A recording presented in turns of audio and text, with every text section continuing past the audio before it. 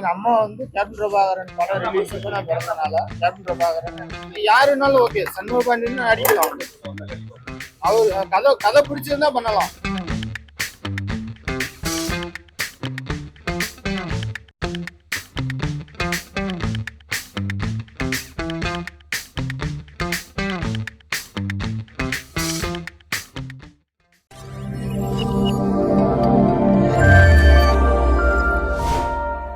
என்னோட பேர் வந்து கேப்டன் பிரபாகரன்.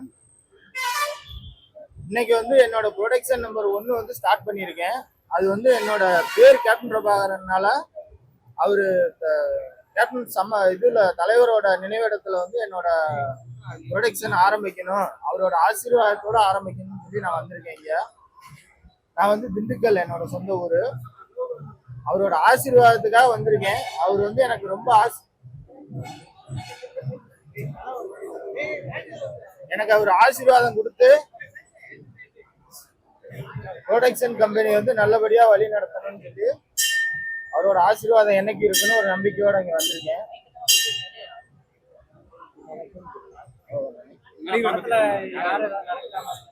இல்ல, இப்பதான் ப்ரொடக்ஷன் ஸ்டார்ட் பண்ணியிருக்கோம்.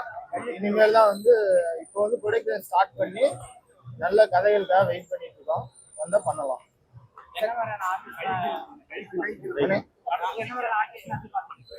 இல்ல, ஆர்டிஸ்ட் பட்ஜெட் பிரச்சனை இல்ல. கதை நல்ல கதையா இருந்தா அதுக்கு தகுந்த மாதிரி பண்ணலாம். கதைக்கு தகுந்த ஆர்டிஸ்ட் நல்ல ஒரு கதையா இருக்கணும், பண்ணலாம். இல்ல, டைரக்ஷன் யாரும் இல்ல. யார் கதை சொன்னாலும் நல்ல கதையா இருந்தா பண்ணலாம். பைனான்சியல் நம்மளே பண்ணலாம். ஆமா, என்னோட பேர் வந்து கேப்டன் பிரபாகரன். ஒரு பேர் வந்து பாத்தீங்கன்னா எங்க அம்மா வந்து கேப்டன் பிரபாகரன் படம் ரிலீஸுக்கு நான் பிறந்தனால கேப்டன் பிரபாகரன் யாருனாலும் ஓகே. சண்முக பாண்டியன் அடிக்கலாம். அவர் கதை பிடிச்சிருந்தா பண்ணலாம். இல்ல, இதுதான் இப்பதான் வந்திருக்கேன் முயற்சிக்கு. ஆமா, இன்னைக்குதான் ப்ரொடக்ஷன் ஸ்டார்ட் பண்ணிருக்கேன். இன்னைக்குதான் முயற்சி பண்ணிருக்கேன். ஒரு நேம் கேப்டன் பிரபாகரன் இருக்கு. நம்ம சினிமால கால் எடுத்து வைக்கலாம். தலைவரோட ஆசீர்வாதத்துல சினிமால கால் எடுத்து வைக்கணும்னு ஒரு ஆசை.